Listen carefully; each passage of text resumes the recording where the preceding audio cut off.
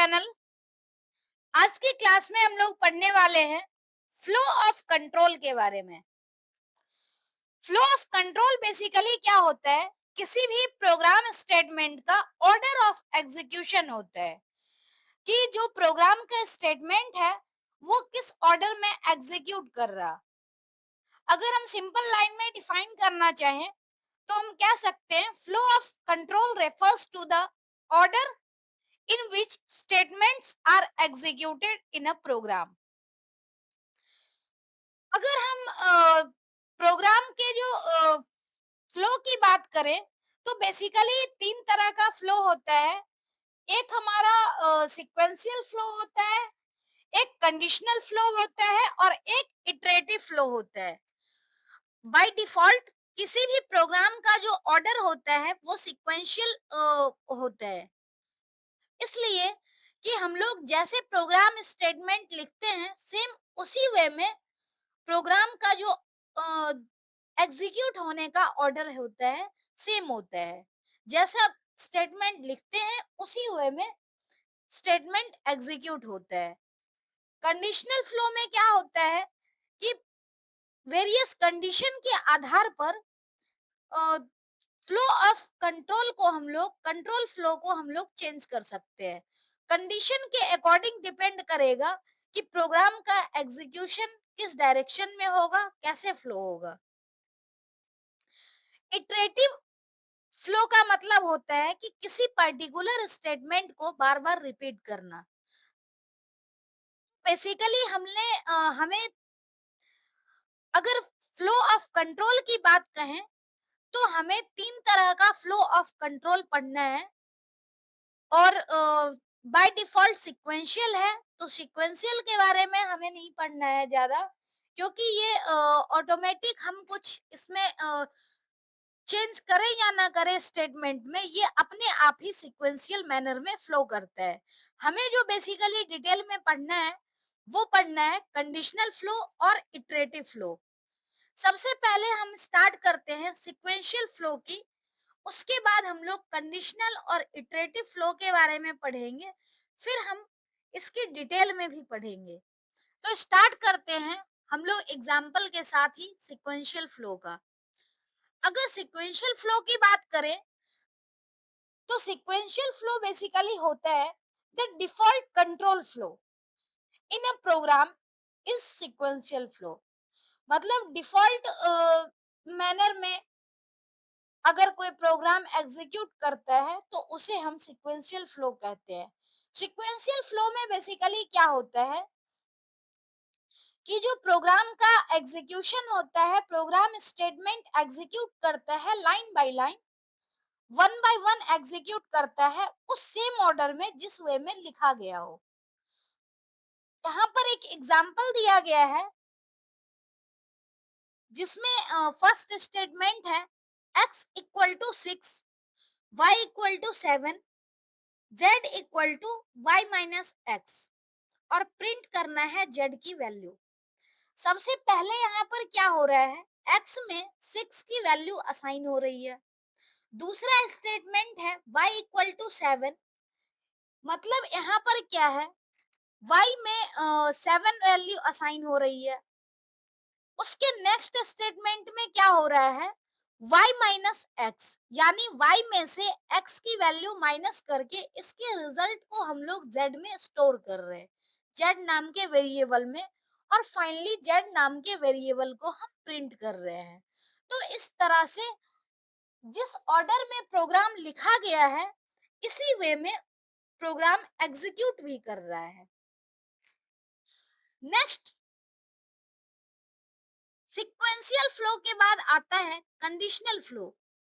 अगर हम conditional flow की बात करें तो basically conditional flow refers to execution of certain statement only if a specific condition is met. कहने का मतलब है कंडीशन फ्लो में एग्जीक्यूशन जो है वो बेसिकली कंडीशन के ऊपर डिपेंड करता है। अगर कंडीशन ट्रू होगी तो पार्टिकुलर स्टेटमेंट एग्जीक्यूट करेगा।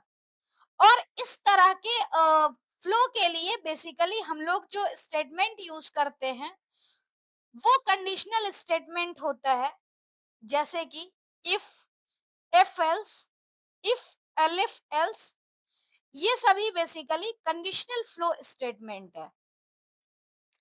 हम लोग को इस कंडीशनल स्टेटमेंट के बारे में एक एक करके डिटेल में भी पढ़ना है, लेकिन उससे पहले हम एक कंडीशनल फ्लो का एग्जाम्पल देखते हैं। यहाँ पर जो एग्जाम्पल दिया गया है, इस एग्जाम्पल में बेसिकली फर्स्ट स्टेटमेंट है जिसमें हम यूजर से इनपुट ले रहे हैं और यूजर से इनपुट फंक्शन के थ्रू इनपुट लेते हैं।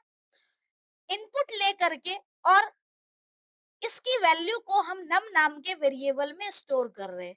अब यूजर जो भी वैल्यू इनपुट देगा उसके आधार पे हमें चेक करना है कि जो एंटर्ड नंबर है वो ग्रेटर देन 5 है या फिर लेस देन 5 है। तो मतलब हमने क्या की, एक सर्टेन कंडीशन दे दी। अब कंडीशन अगर ट्रू होगा तो कोई और स्टेटमेंट एग्जीक्यूट होगा और कंडीशन फॉल्स होने के बाद कोई और स्टेटमेंट एग्जीक्यूट होगा। तो यहाँ पर हमने दिया है condition if num greater than 5, मतलब जो यूजर इनपुट देगा वैल्यू उसको हम लोग चेक करेंगे कि नंबर जो है वो ग्रेटर देन 5 है या फिर नहीं है। तो कंडीशन चेक करेंगे, अगर कंडीशन ट्रू होगी तो प्रिंट स्टेटमेंट एग्जीक्यूट करेगा, अगर कंडीशन फॉल्स होगी तो एल्स पार्ट का प्रिंट स्टेटमेंट एग्जीक्यूट होगा। तो सेम यहाँ पर है, अगर हम आउटपुट को ध्यान से देखें तो यूजर के द्वारा एक नंबर एंटर किया गया है 55 और 55 को जब हम कंपेयर कर रहे हैं 55 ग्रेटर देन 5, तो दो ही पॉसिबिलिटीज है, आइदर कंडीशन ट्रू होगी या फिर फॉल्स होगी। तो चूंकि इस केस में कंडीशन फॉल्स है तो कंडीशन फॉल्स है, इफ का स्टेटमेंट एग्जीक्यूट नहीं कर रहा है और इसके बदले में यहाँ पर एल्स का स्टेटमेंट एग्जीक्यूट करेगा। अगर हम इस 55 की जगह सिर्फ एंटर कर दे 3, इनपुट अगर हम 3 दे दें यूजर के थ्रू, तो क्या होगा, फिर से चेक किया जाएगा इफ 3 ग्रेटर देन 5, मतलब नंबर की वैल्यू यहाँ पर 3 हो गई। तो इसमें कंडीशन क्या हो गया, कंडीशन ट्रू है। कंडीशन ट्रू होने पे फर्स्ट स्टेटमेंट एग्जीक्यूट कर रहा है। जैसे 55 के केस में क्या है कि हम लोग कंडीशन चेक कर रहे हैं, प्रिंट स्टेटमेंट 55 है जो कि 5 से ग्रेटर है, तो यहाँ पर आउटपुट प्रिंट हो रहा है नंबर इज ग्रेटर देन 5। अगर इस केस में नंबर जो है वो 3 होता तो कंडीशन चेक होता 3 ग्रेटर देन 5, तो 3 ग्रेटर देन 5 नहीं है, इसका मतलब क्या है, कंडीशन फॉल्स है। तो कंडीशन फॉल्स होने के बाद इफ का स्टेटमेंट एग्जीक्यूट नहीं कर रहा है और एल्स का स्टेटमेंट एग्जीक्यूट कर रहा है। अगर यहाँ पर 3 होता तो स्टेटमेंट का आउटपुट क्या आता, नंबर इज लेस देन 5। तो बेसिकली इस तरह से कंडीशनल फ्लो स्टेटमेंट जो है वो एग्जीक्यूट होता है कि हम लोग सर्टेन कंडीशन देते हैं, अगर कंडीशन ट्रू होगी तो इफ का ब्लॉक एग्जीक्यूट करेगा, अगर कंडीशन फॉल्स होगी तो एल्स का ब्लॉक एग्जीक्यूट करेगा। अब लास्ट टाइप जो है कंट्रोल फ्लो का वो बेसिकली है इटरेटिव फ्लो। और अगर हम इटरेटिव फ्लो की बात करें तो इटरेटिव का मतलब होता है, इटरेशन का मतलब ही है रिपीटेशन, यानी सर्टेन कंडीशन के आधार पर particular statement, particular block of statement जो है वो रिपीट करता रहेगा। Iterative flow repeats statement in a block of code. Repetition or looping can be performed a fixed number of times or until a certain condition is met. This is accomplished through the use of iterative statement for and while. कहने का मतलब है कि जब भी हम लोग iteration की बात करेंगे तो इटरेशन मतलब होता है रिपीटेशन, और रिपीटेशन में ब्लॉक ऑफ कोड जो है वो पार्टिकुलर टाइम के हिसाब से या तो रिपीट करेगा कि नंबर ऑफ टाइम्स, कितने नंबर ऑफ टाइम्स हमें रिपीट करना है, या फिर सर्टेन कंडीशन के आधार पर रिपीट करना है कि जब तक कंडीशन ट्रू है तब तक स्टेटमेंट रिपीट होता रहे। और इसके लिए हमारे पास दो स्टेटमेंट है, फॉर लूप और व्हाइल लूप। अगर एग्जाम्पल देखें तो यहाँ पर एग्जाम्पल दिया हुआ है, name equal to input your name. मतलब इनपुट, हम लोग नेम इनपुट करवाएंगे यूजर से, और उसके बाद हमें चेक करना है कि उसमें जितनी बार भी रेंज में होगा उस नेम को हमें बार बार प्रिंट करना है। मतलब यूजर से हम इनपुट करवाएंगे और इनपुट करवाने के बाद हमें उस पर्टिकुलर नेम को नंबर ऑफ टाइम्स रिपीट करना है। सर्टेन कंडीशन के आधार पे हम लोग रिपीट करेंगे। तो यहाँ पर फॉर लूप बेसिकली क्या करता है, फॉर लूप की हेल्प से हम लोग एक फिक्स नंबर ऑफ टाइम्स किसी कंडीशन को रिपीट कर सकते हैं। जैसे यहाँ पर दिया हुआ है, फोर एक्स इन रेंज।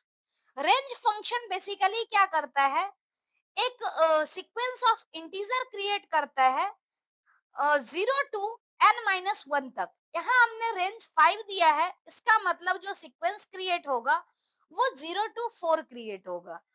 और इतनी ही टाइम क्या करना है, हेलो के साथ नेम को प्रिंट करना है। हर बार हम लोग क्या करेंगे, यूजर से इनपुट लेंगे, मतलब 5 टाइम ये रिपीट होगा। हेलो के साथ जो हम लोग नाम एंटर करेंगे वो नाम प्रिंट होता जाएगा। ऐसे ही ये तो basically fix number of times है। अगर इसी को हमें कंडीशन के आधार पे प्रिंट करना हो कि ये कंडीशन होना चाहिए और जब तक हमारा कंडीशन मैच करे तब तक जो वैल्यू है वो रिपीट होता रहे। सेम इसी चीज को हम लोग अगर चाहें तो व्हाइल लूप की हेल्प से कर सकते हैं। व्हाइल लूप में हम लोग नंबर ऑफ टाइम्स फिक्स करने की बजाय हम लोग कंडीशन को फिक्स कर रहे हैं। सेम यहाँ पर स्टेटमेंट है, name equal to input enter your name. जो फॉर लूप है उसमें रेंज फंक्शन बेसिकली क्या करता है, अपने आप ही 0 to n-1 तक एक सीक्वेंस क्रिएट करता है और इसके आधार पे value fix number of times repeat होती है। लेकिन अगर हम बात करें व्हाइल लूप में, तो व्हाइल लूप में कंडीशन के आधार पे रिपीट होती है। तो यहाँ पर हमने क्या किया, स्टार्ट किया i इक्वल टू 1। मतलब i की पहली कंडीशन जो हमने दी है वो 1 दी है। अब कंडीशन जब तक ट्रू रहेगा तब तक ये वैल्यू प्रिंट होती रहेगी। तो इसके लिए हमें क्या करना है कि हर इटरेशन में वैल्यू को हमें प्रिंट करना है और प्रिंट करने के बाद i की वैल्यू को हमें अपडेट करना है। जैसे while i is less than equal to 5, इसका मतलब क्या है कि हमने i की वैल्यू 1 ली है। अब ये रिपीट होता रहेगा, 1 के बाद 2, 2 के बाद 3, 3 के बाद 4, 4 के बाद 5, और 5 के बाद जैसे ही 6 होगा मतलब कंडीशन फॉल्स हो जाएगी, तो एग्जीक्यूट करना बंद कर देगा ये लूप। तो इस तरह से हम लोग while लूप की कंडीशन देते हैं, प्रिंट करते हैं हेलो, और उसके बाद यूजर का जो भी नाम इनपुट होगा, नेम प्रिंट करते ही जो कंट्रोल है वो फर्दर नेक्स्ट लाइन में ट्रांसफर होगा, और ट्रांसफर होने के बाद i इक्वल टू +1, यानी i इक्वल टू i+1, तो i की वैल्यू अपडेट होती जाएगी और हर बार अपडेट होगी और ये लाइन यहाँ से रिपीट होता जाएगा। ये इटरेशन तब तक रिपीट होता रहेगा जब तक कंडीशन ट्रू है। तो इस तरह से इटरेटिव फ्लो काम करता है। तो बेसिकली ये तीन तरह का फ्लो ऑफ कंट्रोल था जो कि किसी भी प्रोग्राम में लागू होता है। एक था सीक्वेंशियल जो कि बाय डिफॉल्ट होता है, एक कंडीशनल होता है कि हम लोग कंडीशन के आधार पे किसी पर्टिकुलर ब्लॉक ऑफ कोड को एग्जीक्यूट कर सकते हैं, और एक होता है इटरेटिव फ्लो जिसमें हम सर्टेन कोड को नंबर ऑफ टाइम्स हम रिपीट कर सकते हैं या सर्टेन कंडीशन तक रिपीट कर सकते हैं। अब जो हमें पढ़ना है, बेसिकली आज की क्लास में हम लोग कंडीशनल स्टेटमेंट को डिटेल में पढ़ेंगे, और जो अगली क्लास होगी उस क्लास में हम लोग इटरेटिव स्टेटमेंट को डिटेल में पढ़ेंगे। तो हम लोग स्टार्ट करते हैं आज का जो टॉपिक है, conditional statement. Conditional statement basically क्या कर रहा है कि स्पेसिफिक ब्लॉक ऑफ कोड को सर्टेन नंबर ऑफ टाइम्स या फिर सर्टेन कंडीशन तक रिपीट, सॉरी इटरेशन में ये होता है। कंडीशनल स्टेटमेंट बेसिकली क्या करता है कि जो ब्लॉक ऑफ कोड है उसको एग्जीक्यूट करता है बेस्ड ऑन कंडीशन। हम लोग जो भी कंडीशन देते हैं, कंडीशन को चेक किया जाता है। अगर कंडीशन ट्रू हो तो सर्टेन ब्लॉक एग्जीक्यूट किया जाता है, और अगर कंडीशन फॉल्स हो तो जो फॉल्स वाले ब्लॉक में हम कोड को लिखते हैं, बेसिकली उसको हम लोग एग्जीक्यूट कर सकते हैं। In Python, conditional statements are implemented using keywords if else, if else, elif, else। इसको हम लोग डिटेल में पढ़ेंगे। उससे पहले कुछ टर्म्स हैं। बेसिकली बार बार एक वर्ड आ रहा है इंडेंटेशन और एक वर्ड आ रहा है ब्लॉक ऑफ कोड। तो सबसे पहले हम इस टर्म को जान लेते हैं। इंडेंटेशन बेसिकली क्या होता है कि लाइन के बिगनिंग में जो स्पेस है, उस बिगनिंग में दिए गए स्पेस को हम लोग इंडेंटेशन बोलते हैं। अगर यहाँ पर एग्जाम्पल देखें तो एग्जाम्पल में हमने लिखा है इफ, और इफ के बाद जो दूसरी लाइन है प्रिंट ए वाली और प्रिंट इनर ब्लॉक वाली, तो ये बेसिकली क्या है, इसकी इंडेंटेशन चेंज है, यानी हमने यहाँ पर स्पेस छोड़ दिया। इसका मतलब क्या है कि जब भी हम लोग कोई भी स्टेटमेंट को लिखते हैं और उसके आगे जितना भी स्टेटमेंट है, उस स्पेस के आगे बिगनिंग ऑफ द लाइन में स्पेस रहे, तो इसका मतलब क्या है कि जो ऊपर की दी गई स्टेटमेंट है उसके अंदर बाकी के कोड लिखे हुए हैं। कहने का मतलब अगर हम इस एग्जाम्पल को देखें तो इस एग्जाम्पल में जो इफ स्टेटमेंट है, इफ स्टेटमेंट के अंदर ये दो स्टेटमेंट है प्रिंट वाली, जो कि प्रिंट ए लिख रहा है और प्रिंट इनर ब्लॉक लिख रहा है। तो ये तीन जो है, ये तीन एक ब्लॉक है, और इसी को दिखाने के लिए हम लोग इंडेंटेशन का यूज करते हैं कि जो हमारी इफ वाली स्टेटमेंट है उसके इनसाइड प्रिंट स्टेटमेंट है, दोनों प्रिंट स्टेटमेंट। नेक्स्ट लाइन को हम देखें तो जो नेक्स्ट वाली लाइन है उसकी इंडेंटेशन इफ के साथ ही है, मतलब इफ वाली जो इंडेंटेशन है वही सेम इंडेंटेशन जो है वो प्रिंट की है। इसका मतलब क्या है कि ये जो इंडेंटेशन है सेम लेवल पे है, तो इसकी जो कोड की मीनिंग भी है वो सेम लाइन पर ही होगी, इसका इंडेंटेशन डिफरेंट नहीं है। इसका मतलब जो ये कोड है प्रिंट वाली, प्रिंट आउटसाइड ब्लॉक वाली, ये इफ स्टेटमेंट के बाहर है। तो बेसिकली हम कोड को इनसाइड आउटसाइड दिखाने के लिए हम लोग इंडेंटेशन का यूज करते हैं, और इंडेंटेशन ये बताता है कि कौन सी कोड किस लाइन के इनसाइड है, और इसके लिए हम लोग बिगनिंग ऑफ द लाइन क्या करते हैं, प्रॉपर स्पेस लिखते हैं।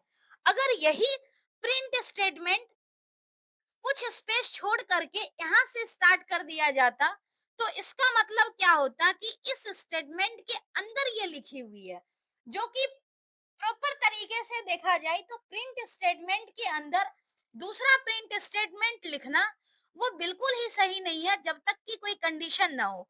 तो इस केस में इंडेंटेशन का एरर जनरेट हो सकता है। तो बेसिकली इंडेंटेशन का इंपॉर्टेंस है। यहाँ पर अदर लैंग्वेज में जैसे हम लोग कोड को इनसाइड दिखाने के लिए करली ब्रेसेस का यूज करते हैं, यहाँ पर करली ब्रेसेस की जगह पर इंडेंटेशन ही काम करता है। और जो नेक्स्ट टर्म है ब्लॉक ऑफ कोड, तो बेसिकली ब्लॉक ऑफ कोड क्या होता है, सेट ऑफ स्टेटमेंट होता है जिसको कि हम लोग ग्रुपिंग करते हैं, और वो ग्रुप एक सिंगल यूनिट की तरह काम करता है। जैसे अगर हम इफ के साथ इस दोनों प्रिंट स्टेटमेंट की बात करें, तो ये दोनों प्रिंट स्टेटमेंट बेसिकली क्या है कि इफ के अंदर है। तो इफ, प्रिंट ए और प्रिंट इनर ब्लॉक, ये तीनों मिला करके एक ब्लॉक ऑफ कोड बनाता है। और ब्लॉक ऑफ कोड को आइडेंटिफाई करने के लिए ही हम लोग इंडेंटेशन का यूज करते हैं। तो शायद अब अच्छे से क्लियर हो गया होगा कि इंडेंटेशन और ब्लॉक ऑफ कोड का क्या मतलब है।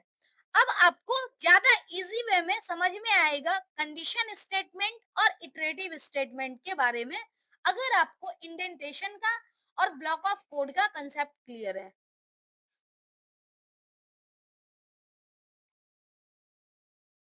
जो कंडीशनल स्टेटमेंट है, कंडीशनल स्टेटमेंट में फर्स्ट स्टेटमेंट है इफ स्टेटमेंट, और ये सबसे सिंपल कंडीशनल स्टेटमेंट है। इसमें बेसिकली जो प्रोग्राम का एग्जीक्यूशन होता है वो इफ स्टेटमेंट के आधार पर ही होता है। If statement block of code को तब एग्जीक्यूट करता है जब इफ की कंडीशन ट्रू हो। अगर हम इफ के सिंटैक्स की बात करें, तो हम लोग इफ के साथ कंडीशन लिखते हैं, और कंडीशन में अगर ट्रू होगा तो जो ये सेट ऑफ स्टेटमेंट है वो सेट ऑफ स्टेटमेंट एग्जीक्यूट करेगा। इसी चीज को अगर हम फ्लो चार्ट की हेल्प से देखें, तो फ्लो चार्ट बेसिकली यहाँ पर दिखा रहा है कि एक किसी प्रोग्राम में ये कंडीशन है, कंडीशन चेक हो रही है।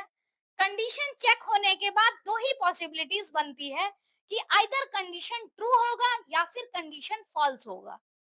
तो अगर कंडीशन ट्रू होगी तो इफ की बॉडी एग्जीक्यूट होगी, और अगर कंडीशन फॉल्स होगी तो जो ये कंट्रोल है वो जो कंडीशनल स्टेटमेंट है इसके बाहर आ जाएगा।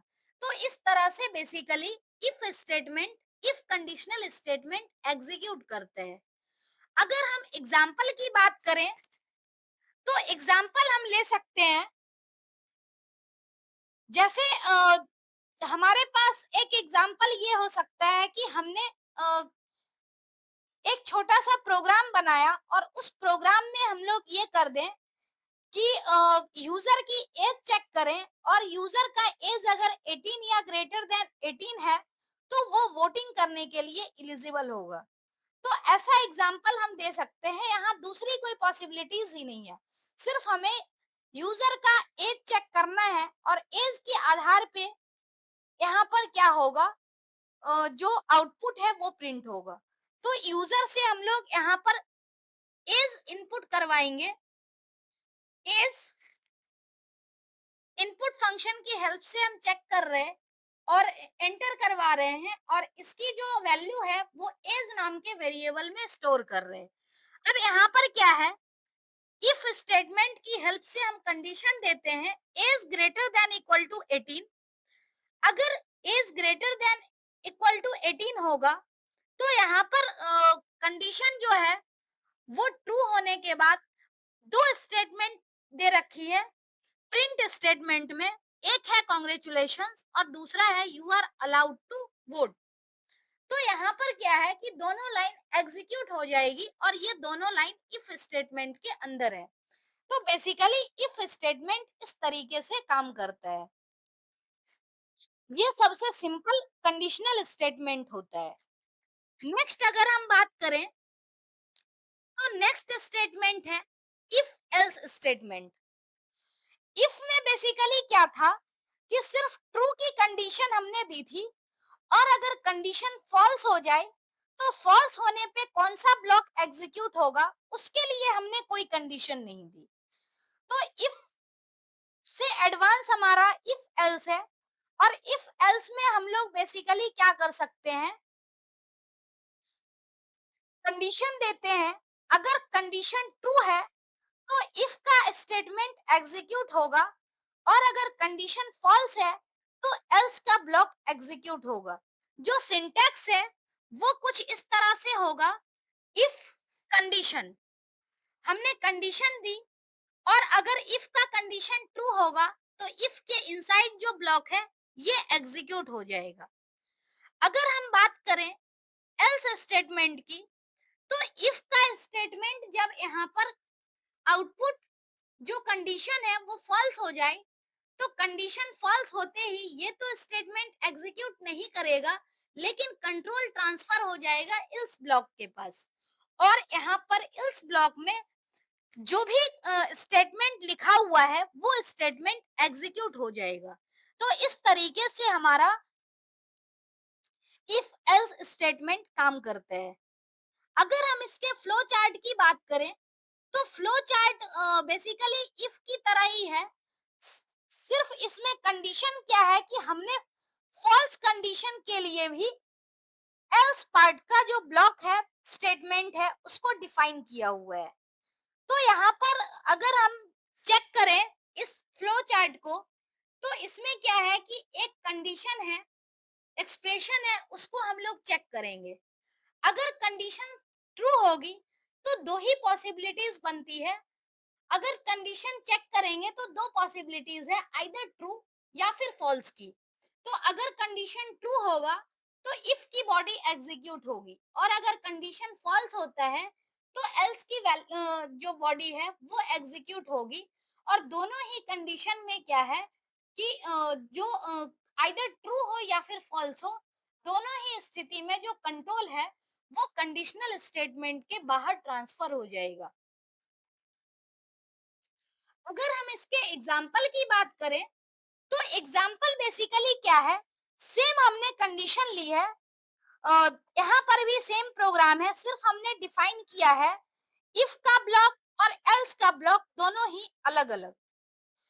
यहाँ पर अगर हम ध्यान से देखें तो यूजर से इनपुट लिया जाएगा, यूजर से इनपुट लिया जाएगा एज का।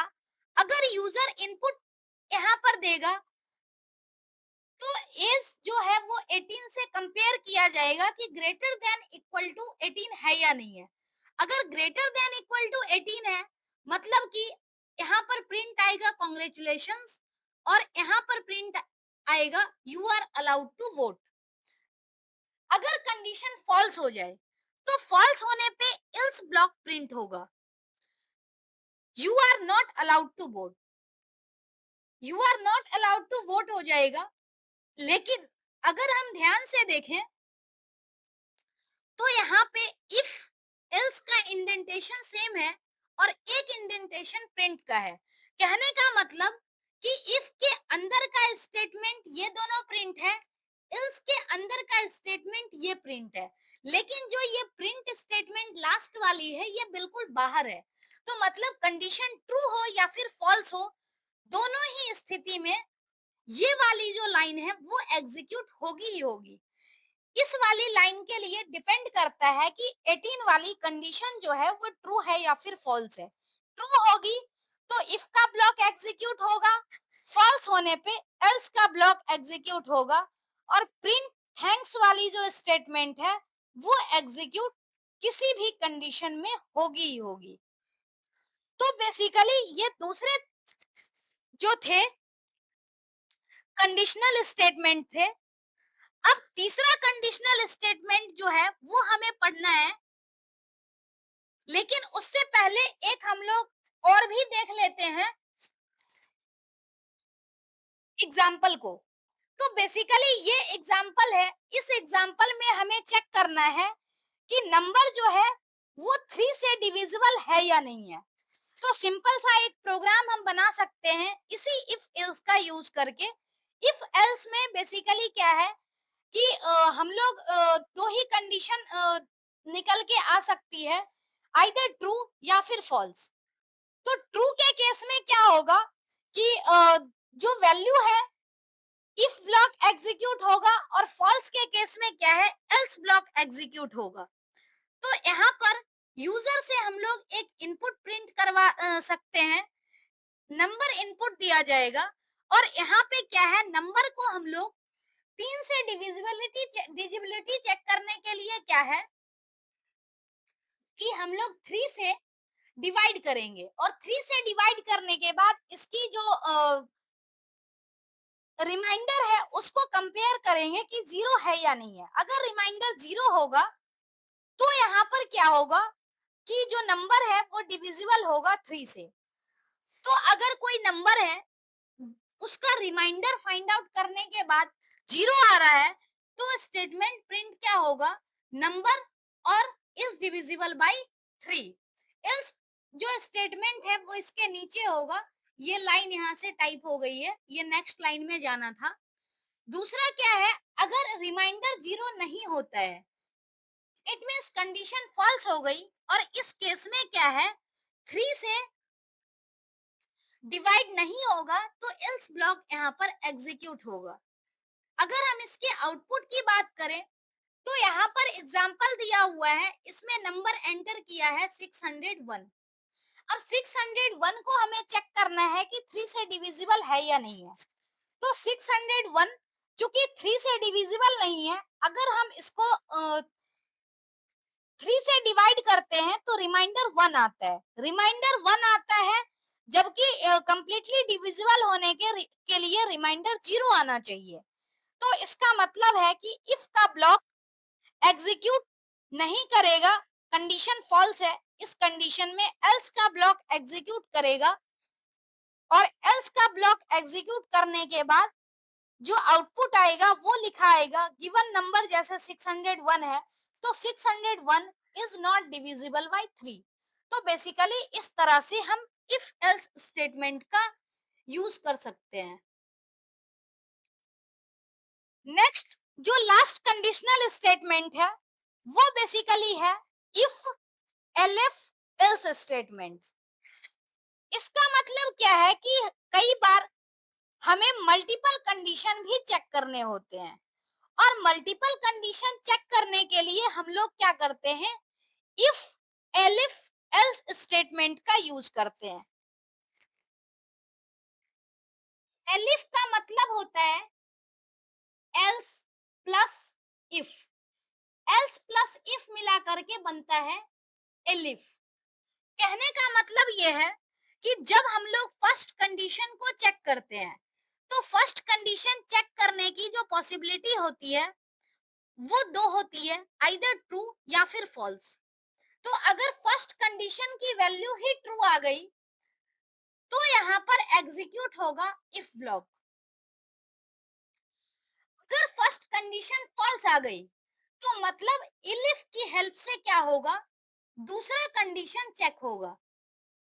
दूसरा कंडीशन चेक होने में फिर पॉसिबिलिटीज क्या हो सकती है कि आइदर ट्रू या फिर फॉल्स होगा। तो अगर ट्रू हो जाएगी, तो फिर इफ ब्लॉक के अंदर जो स्टेटमेंट है वो एग्जीक्यूट होगा। इसी तरह से इसके बाद भी इफ स्टेटमेंट हो सकता है। और सबसे लास्ट में हमें क्या करना है, एल्स की कंडीशन देनी है। एल्स की कंडीशन में क्या होगा कि जब सारे ही कंडीशन फॉल्स हो जाएं, तो लास्ट में क्या होगा, एल्स का ब्लॉक एग्जीक्यूट हो जाएगा। तो बेसिकली इस तरह से हम लोग जब मल्टीपल कंडीशन देते हैं, तो मल्टीपल कंडीशन के लिए इफ एलिफ का यूज करते हैं। अगर इससे भी ज्यादा कंडीशन देनी होती है, जब 3-4 कंडीशन से ज्यादा हो जाए, तो इस केस में हमारे पास एक और स्टेटमेंट होता है जो स्विच केस स्टेटमेंट कहा जाता है। तब उस कंडीशन में हम लोग स्विच केस स्टेटमेंट का यूज करते हैं। नेक्स्ट यहाँ पे बात आती है कि हमें एक प्रोग्राम लिखना है। प्रोग्राम में जैसे परसेंटेज के आधार पे हमें ग्रेड प्रिंट करना हो, तो इसके लिए हम लोग मल्टीपल कंडीशन दे सकते हैं। और मल्टीपल कंडीशन देने के लिए फिर क्या है कि हमें मल्टीपल स्टेटमेंट की कंपैरिजन हमें करनी होगी, और उसके करस्पॉन्डिंग जो है वो हमें आउटपुट प्रिंट करना होगा। तो यहाँ पर जो एग्जाम्पल दिया हुआ है बेसिकली इसमें क्या है कि यूजर जो है अपनी परसेंटेज इनपुट देगा, और परसेंटेज के आधार पे उसका ग्रेड प्रिंट होकर के आएगा। तो यहाँ पर हम इफ का जो कंडीशन दे रहे हैं, इफ में हम लोग चेक कर रहे हैं कि कंडीशन जो है वो ग्रेटर देन इक्वल टू 75 है या नहीं है। अगर ग्रेटर देन इक्वल टू 75 है, इट मींस क्या है कि यहाँ पर प्रिंट जो होगा वो होगा डिस्टिंक्शन। अगर इन केस ये कंडीशन फॉल्स हो गई, तो क्या होगा, कंट्रोल अगले इलिफ स्टेटमेंट पे ट्रांसफर हो जाएगा और उसके बाद क्या है, फिर से परसेंटेज चेक होगी।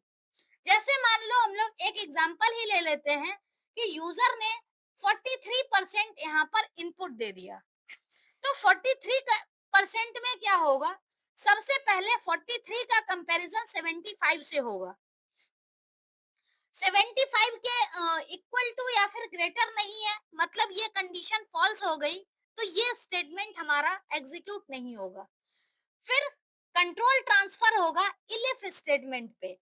अब इलिफ में जो 43 वैल्यू है, 43 परसेंटेज को हम लोग कंपेयर करेंगे 60 से, तो ये भी कंडीशन हमारा फॉल्स हो गया, मतलब ये भी स्टेटमेंट एग्जीक्यूट नहीं होगा। अब नेक्स्ट कंडीशन पे कंट्रोल ट्रांसफर हो जाएगा। नेक्स्ट कंडीशन पे कंट्रोल ट्रांसफर होगा, फिर इसकी परसेंटेज से कंपैरिजन होगी। यहाँ पर भी कंडीशन जो है वो कंडीशन ट्रू नहीं हो रही है, इट मींस ये स्टेटमेंट भी यहाँ पर एग्जीक्यूट नहीं होगा। नेक्स्ट टाइम फिर कंडीशन जो है वो कंट्रोल ट्रांसफर हो जाएगा इलिफ पे, और अब की बार क्या है कि हम लोग जो कंपैरिजन कर रहे हैं, तो वो comparison 43 greater than equal to 40 का ये कंडीशन ट्रू हो रहा है। इट मींस जो स्टेटमेंट है वो ग्रेड सी यहाँ पर प्रिंट हो जाएगा। और इनकेस ये कंडीशन भी फॉल्स हो जाती, तो लास्ट में कंट्रोल इस ब्लॉक पे ट्रांसफर होता और उस केस में प्रिंट क्या होता, ग्रेड डी। तो इस तरह से आपका इलिफ स्टेटमेंट काम करता है। इसमें बेसिकली हम लोग मल्टीपल कंडीशन चेक करते हैं। इटरेटिव स्टेटमेंट का मतलब है कि ऐसा स्टेटमेंट जिसमें हम लोग किसी पार्टिकुलर कोड को या ब्लॉक ऑफ कोड को मल्टीपल टाइम्स रिपीट करते हैं। इटरेशन का सिंपल मीनिंग होता है रिपीटेशन और लूपिंग। अगर हम इटरेटिव स्टेटमेंट की बात करते हैं, तो इटरेटिव स्टेटमेंट बेसिकली क्या है, सेट ऑफ इंस्ट्रक्शन को मल्टीपल टाइम्स एग्जीक्यूट करता है। और अगर हम पाइथन में इटरेटिव स्टेटमेंट की बात करें, तो बेसिकली दो इटरेटिव स्टेटमेंट हैं, एक फॉर और दूसरा व्हाइल लूप। इसको हम लोग एक एक करके पढ़ेंगे। सबसे पहले कंसेप्ट आता है फॉर व्हाइल लूप का। While loop repeatedly executes a block of code as long as the specified condition is true।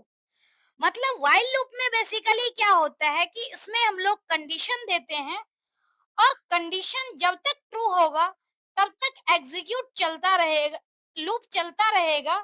और अगर कंडीशन फॉल्स हो जाएगा तो while loop जो है उसमें क्या होता है कि हम लोग स्टेटमेंट जो लिखते हैं वो टर्मिनेट हो जाता है।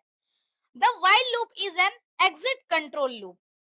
मतलब क्या है कि इसमें पहले क्या होता है कि जो भी हम लोग कंडीशन देते हैं, कंडीशन के आधार पे एग्जीक्यूट होता है ब्लॉक, उसके बाद कंडीशन दोबारा से चेक होती है। और ये कंडीशन जब तक चलती रहेगी तब तक क्या होगा, आपका स्टेटमेंट एग्जीक्यूट करता रहेगा। जैसे ही कंडीशन फॉल्स होगी तो लूप से एग्जिट हो जाएगा। while loop may run infinitely if the condition remains true। जो आपकी लूपिंग स्टेटमेंट है वो बेसिकली अगर कोई ऐसा कंडीशन आ जाए जिसमें हमेशा ही रिजल्ट ट्रू हो, तो उस केस में क्या होता है कि रिजल्ट इनफाइनाइट टाइम तक लूप चलता रहता है। अगर हम while लूप के सिंटैक्स की बात करें, तो while लूप में हम लोग लिखते हैं while के साथ कंडीशन, और अगर कंडीशन ट्रू होगी तो ट्रू होने पे क्या स्टेटमेंट एग्जीक्यूट करेगा, तो उसके लिए हम लोग लिखते हैं ब्लॉक ऑफ स्टेटमेंट्स। ये बेसिकली व्हाइल लूप का सिंटैक्स है। अगर हम बात करते हैं कि व्हाइल लूप की वर्किंग कैसे होती है, तो व्हाइल लूप की वर्किंग के लिए हम लोग बेसिकली फ्लो चार्ट की हेल्प ले सकते हैं।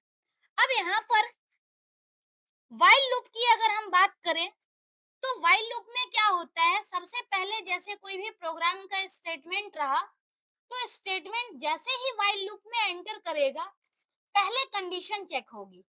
अगर कंडीशन ट्रू होगी तो व्हाइल लूप की बॉडी एग्जीक्यूट होगी, और अगर कंडीशन फॉल्स होगी तो जो आपका स्टेटमेंट है उससे कंट्रोल व्हाइल लूप से एग्जिट हो जाएगा।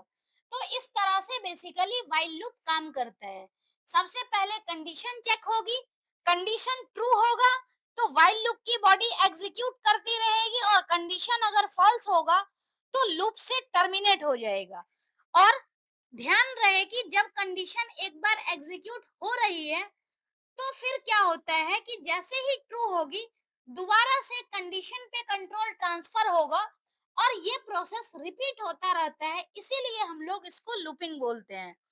और जब जब कंडीशन चेक होगी तब तब दो पॉसिबिलिटी बनेगी, एक तो ट्रू होने की और दूसरी फॉल्स होने की।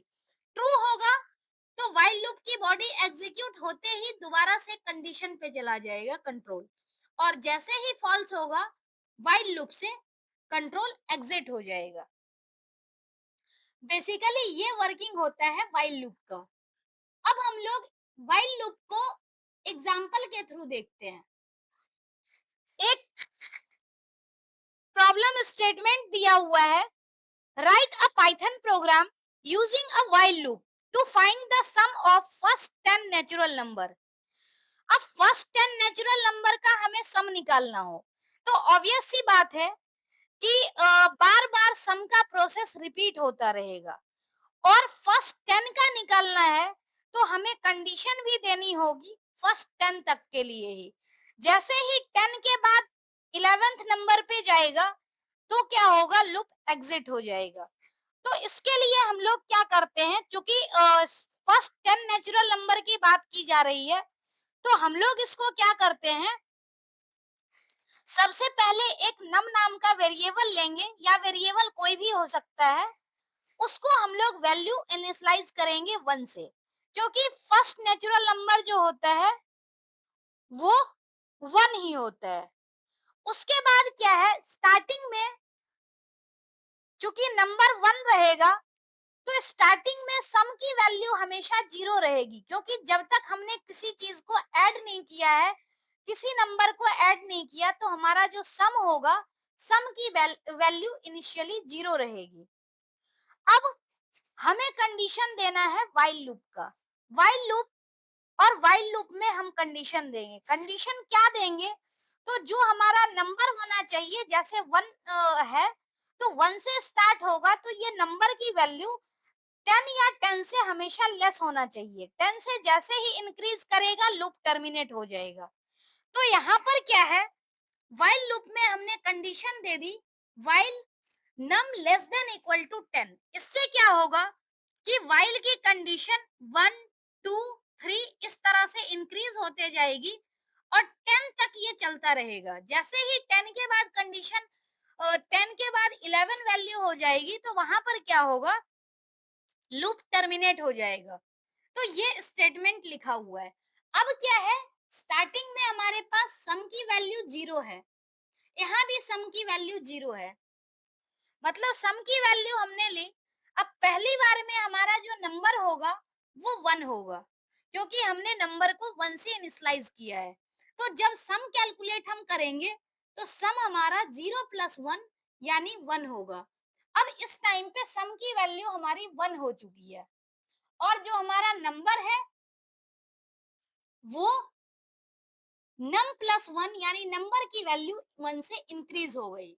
अगर हम इसको देखते हैं तो शुरुआत में जब नम 1 था तो सम हमारा शुरू में ही 0 था।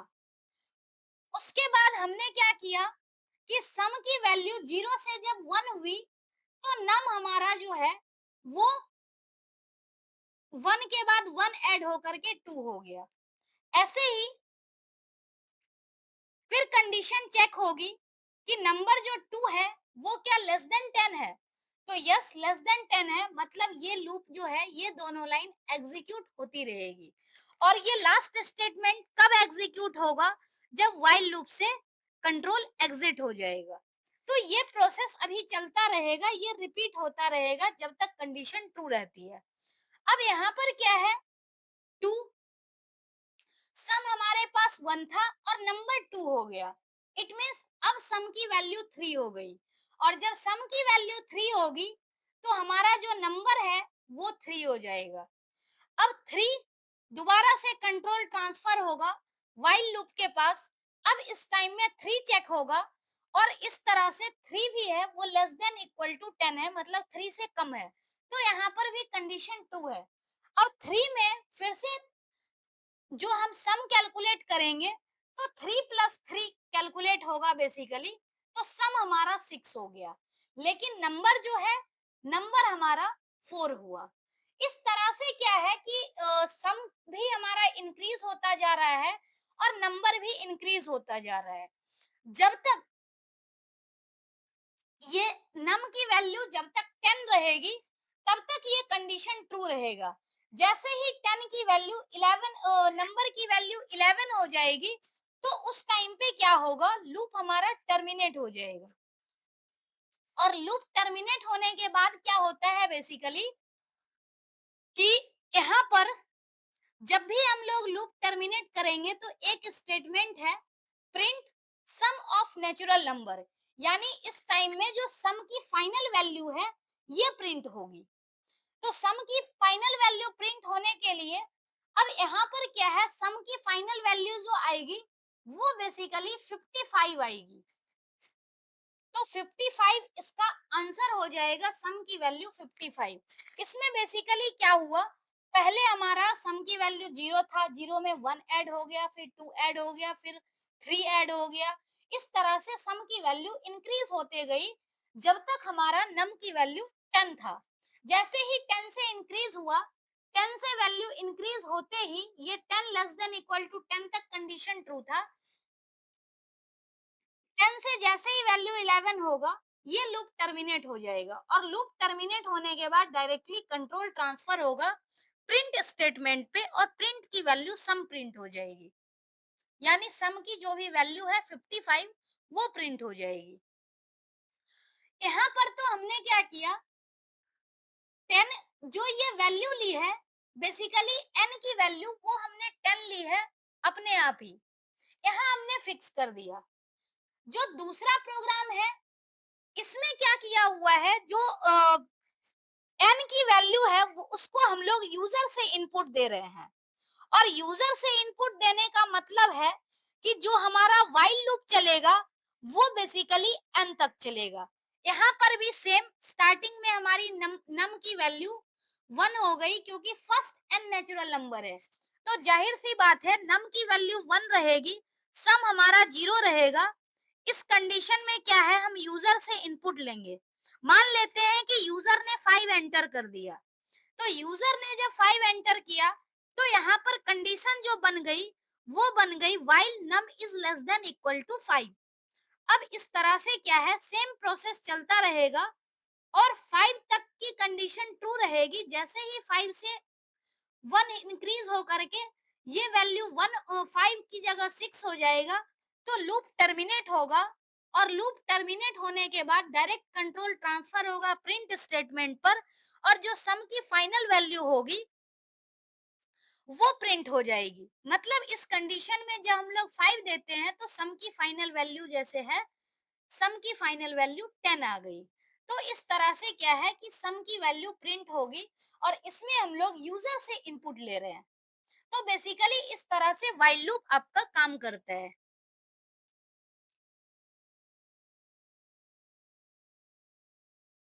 नेक्स्ट यहाँ पर है फॉर लूप, और फॉर लूप को पढ़ने से पहले हम लोग बेसिकली एक फंक्शन पढ़ेंगे, रेंज फंक्शन। और ये रेंज फंक्शन ज्यादातर फॉर लूप के साथ यूज किया जाता है। अगर हम रेंज की बात करें तो रेंज फंक्शन में क्या होता है कि हमारे पास जो कंसेप्ट है बेसिकली रेंज का, अगर हम रेंज फंक्शन को पढ़ें तो रेंज में एक तो जैसे रेंज है, अब रेंज के बाद यहाँ पर आपका होता है स्टार्ट, स्टार्ट के बाद स्टॉप, और एक होता है स्टेप।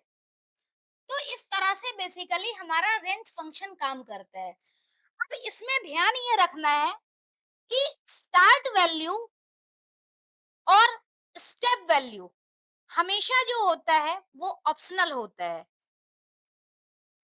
स्टॉप की वैल्यू हमेशा मैंडेटरी होती है।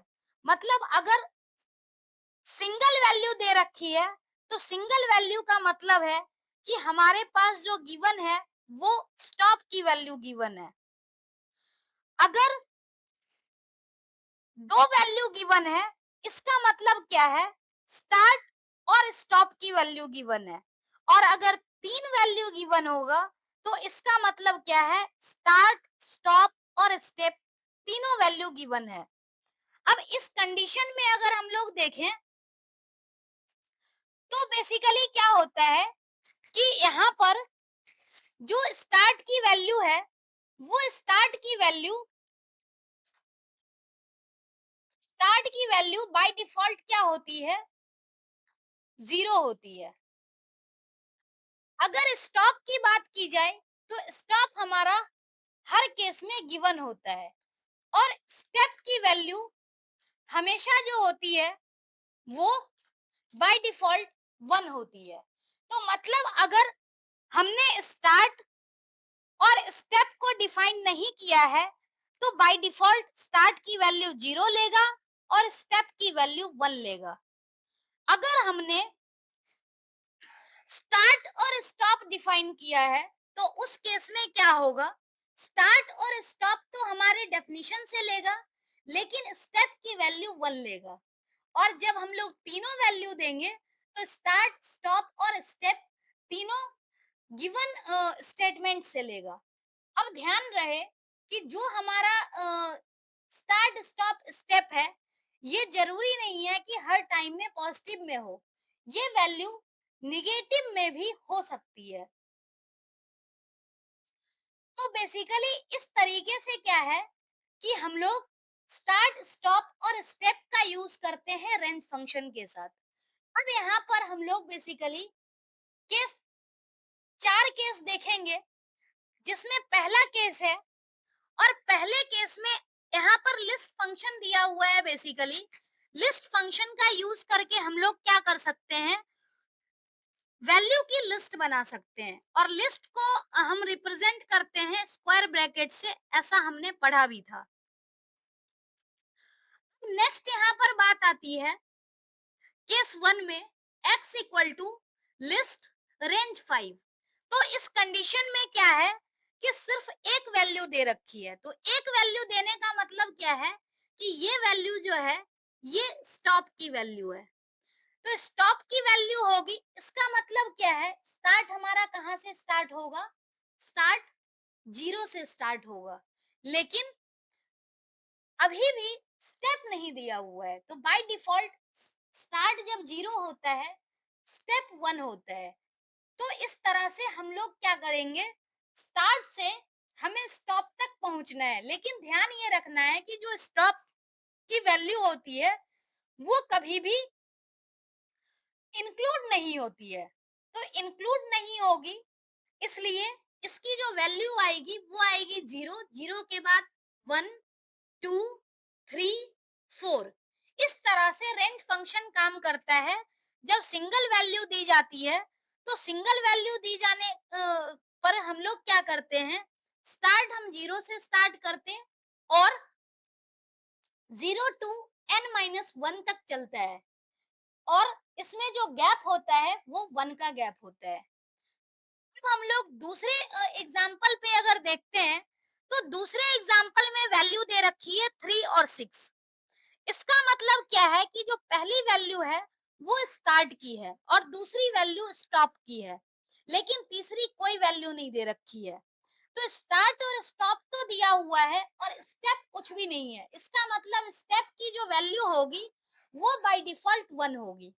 तो थ्री से सिक्स तक वैल्यू दे रखी है, इसका मतलब हमें कहां तक पहुंचना होगा, थ्री से n माइनस वन यानी सिक्स माइनस वन फाइव तक। मतलब ये थ्री, फोर और फाइव, ये थ्री फोर फाइव की लिस्ट बनेगी जो कि केस टू में है। नेक्स्ट एग्जाम्पल हम लोग देखते हैं केस थ्री। केस थ्री में बेसिकली यहाँ पर स्टार्ट की वैल्यू भी दे रखी है थ्री, स्टॉप की वैल्यू भी दे रखी है 20 और जो स्टेप है, स्टेप इसने 2 दे रखा है। इसका मतलब क्या है कि जो हम लोग लिस्ट बनाएंगे उसमें वैल्यू में 2 का गैप आना चाहिए। तो 2 का गैप लाने के लिए हमें क्या करना है, स्टार्ट करना है 3 से। तो 3 से हम स्टार्ट करेंगे, 3 के बाद 2 का गैप देने से क्या होगा, 5, फिर 7, 9, 11 और ये कहाँ तक जाएगा, 19 तक। अगर 19 के बाद हमने 21 लिख दिया तो बेसिकली ये क्या होगा, रेंज से बाहर हो जाएगा। और आपको पता ही है कि रेंज वाली वैल्यू भी इवन इंक्लूड नहीं होती है। तो इस कंडीशन में क्या है, केस 3 में स्टार्ट, स्टॉप और स्टेप तीनों की वैल्यू दे रखी है, इसलिए इसके अकॉर्डिंग लिस्ट बना हुआ है। चौथा केस अगर हम ध्यान से देखें तो इसमें स्टार्ट भी है, स्टॉप भी है और स्टेप भी है। इसमें लेकिन क्या है कि स्टेप हमारा माइनस में है।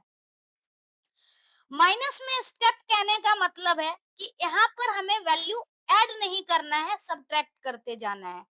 और कहां तक करना है, तो रेंज के एक पहले तक। तो इसको अगर हम लिखना स्टार्ट करें, पहली वैल्यू स्टार्ट होगी 0 से, नेक्स्ट वैल्यू -1 है स्टेप, मतलब 0 - 1 यानी नेक्स्ट वैल्यू -1। -1 में फिर से -1 करोगे तो ये वैल्यू -2 और ये कब तक चलेगा, तो -8 तक। जैसे ही हम लोग -8 के बाद अगर -1 कर देते हैं तो -9 हो जाएगा और हमें -9 इंक्लूड नहीं करना है, क्योंकि हम लोग स्टेप जो लिखते हैं वो हमेशा एक्सक्लूडिंग होता है। तो बेसिकली इस तरह से रेंज फंक्शन काम करता है और रेंज फंक्शन फॉर लूप के साथ यूज होता है, बहुत ज्यादा यूज होता है, इसलिए फॉर लूप से पहले हमें रेंज फंक्शन के बारे में जानना जरूरी था। अब नेक्स्ट हम लोग पढ़ते हैं for loop. For loop basically हम लोग यूज कब करते हैं, जब हमें किसी भी सीक्वेंस को बार बार रिपीट करना हो। और इसमें रिपीट करने के लिए हम लोग बेसिकली क्या करते हैं, नंबर ऑफ टाइम्स डिफाइन करते हैं।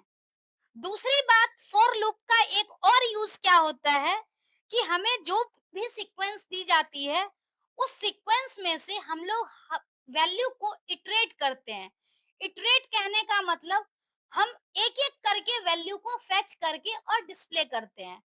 तो उसके लिए हम फॉर लूप का यूज करते हैं और फॉर लूप के साथ एक कीवर्ड यूज होता है, इन कीवर्ड। अगर फॉर लूप की बात की जाए तो फॉर लूप का बेसिकली जो सिंटैक्स है वो कुछ इस तरह से है, फॉर उसके बाद कंट्रोल वेरिएबल। कंट्रोल वेरिएबल कहने का मतलब कि हम एक वेरिएबल डिफाइन करते हैं जिसका यूज करके हम सीक्वेंस को इटरेट करेंगे। और इन जो है, यहाँ पर इन भी एक कीवर्ड है जो कि फॉर के साथ यूज होता है। सीक्वेंस, सीक्वेंस हमारे पास डेटा स्ट्रक्चर होता है, डेटा टाइप होता है, चाहे लिस्ट हो, टपल हो या फिर डिक्शनरी हो। क्योंकि लिस्ट, टपल और डिक्शनरी बेसिकली क्या है, ये सीक्वेंस रिलेटेड डेटा टाइप है और ये किसी भी सीक्वेंस के आइटम को वन बाय वन फेच करता है और उसके बाद उसको हम डिस्प्ले करवा सकते हैं। तो बेसिकली यहाँ पर हम फ्लो चार्ट से देखते हैं कि फॉर लूप कैसे काम करता है। जो हमारा प्रोग्राम का स्टेटमेंट होगा, तो प्रोग्राम के स्टेटमेंट से जैसे ही हम फॉर लूप में एंटर करेंगे, फॉर लूप में एंटर करने के बाद क्या है कि हमें कंडीशन चेक करनी है कि वो आइटम लास्ट आइटम तो नहीं है, क्योंकि सीक्वेंस में आइटम को तब तक फेच करता रहेगा जब तक सीक्वेंस में कोई भी एलिमेंट बचा हुआ हो। तो लास्ट आइटम तक रीच कर रहे हैं या नहीं, ये हमें चेक करना है। अगर लास्ट आइटम तक रीच कर गए मतलब कि ट्रू है, लास्ट आइटम अगर हो गया तो हमें लूप से एग्जिट कर दिया जाएगा। लेकिन अगर लास्ट आइटम नहीं है तो ये प्रोसेस बार बार रिपीट होता जाएगा। लास्ट आइटम नहीं है मतलब कि लिस्ट में और भी आइटम अवेलेबल है हमें फेच करने के लिए। तो दोबारा से क्या होगा, ये कंट्रोल ट्रांसफर होगा डिसीजन के पास, लूप के पास। तो इस तरह से बेसिकली हम लोग फॉर लूप में फ्लो चार्ट की हेल्प से देख सकते हैं कि किस तरह से हमारा फ्लो चार्ट काम करता है। हम यहाँ एग्जाम्पल की बात करते हैं। जो पहला एग्जाम्पल है उसमें एक लिस्ट डिफाइन किया गया है और जो दूसरा एग्जाम्पल है उसमें एक स्ट्रिंग डिफाइन किया गया है। तो बेसिकली लिस्ट के एलिमेंट को हम लोग कॉमा से सेपरेट करके लिखते हैं। तो कॉमा से सेपरेट करने के बाद यहाँ पर बेसिकली क्या हो रहा है कि एक लिस्ट के अंदर टोटल 10 एलिमेंट है। अब इसको फॉर लूप जब एक्सेस करेगा तो एक एक करके सारे वैल्यू को एक्सेस करेगा। तो फॉर लूप बेसिकली काम कैसे कर रहा है, फॉर लूप के साथ हमने एक वेरिएबल दे दिया, वेरिएबल का नाम है और इन मतलब किसमें हमें सर्च करना है, तो लिस्ट में सर्च करना है। अब यहाँ पर क्या है, बेसिकली ये सीक्वेंस में चेक करना होगा कि जो हमने वेरिएबल लिया है वेरिएबल वाले इंडेक्स पे क्या कोई वैल्यू प्रेजेंट है। अगर वैल्यू प्रेजेंट है तो इस वैल्यू को क्या करना है, यहाँ से प्रिंट कर देना है। अब इस केस में सबसे पहले जैसे वेरिएबल 1 है तो लिस्ट के अंदर जो इंडेक्स होता है वो होता है 0 1 2 3 4, इस तरह से चलता रहता है। सेम यही इंडेक्स जो है वो स्प्रिंग के केस में भी होता है 0 1 2 3 एंड सो ऑन। अगर हम बात करते हैं यहाँ पर फॉर लूप की, तो फॉर लूप में क्या है कि सबसे पहले क्या करेगा, फर्स्ट स्टार्टिंग इंडेक्स वाले एलिमेंट को एक्सेस करेगा, मतलब उस इंडेक्स पे कोई एलिमेंट है या नहीं है। अगर हाँ लिस्ट में कोई एलिमेंट है तो उस एलिमेंट को प्रिंट कर देगा, यानी 1 प्रिंट हो गया। दोबारा से ये कंट्रोल फॉर लूप के पास ट्रांसफर हो जाएगा। फिर से अगले इंडेक्स पे वैल्यू चेक किया जाएगा कि वैल्यू है या नहीं है। अगर वैल्यू है मतलब लिस्ट में वैल्यू प्रेजेंट है या नहीं है, तो यहाँ पर इस केस में वैल्यू है तो फिर से ये 2 प्रिंट हो जाएगा।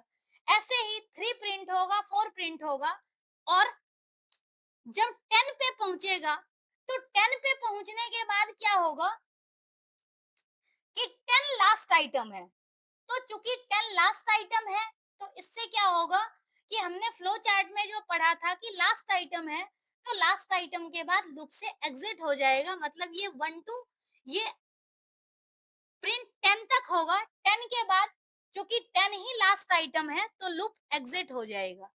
इसी तरह से सेम काम करता है स्ट्रिंग में। और स्ट्रिंग में जो सीक्वेंस ऑफ कैरेक्टर है उसको एक एक करके फेच करते हैं। तो यहाँ पर पहली बार में क्या करेगा, फॉर उसके बाद इच कैरेक्टर, स्ट्रिंग में कैरेक्टर प्रेजेंट है तो पहला हमारा आई प्रिंट हो जाएगा। अभी भी कंडीशन चेक होगा कि लास्ट कैरेक्टर तो नहीं है, तो लास्ट कैरेक्टर नहीं है, कंडीशन फॉल्स है, तो यहाँ पर ये लूप चलता रहेगा।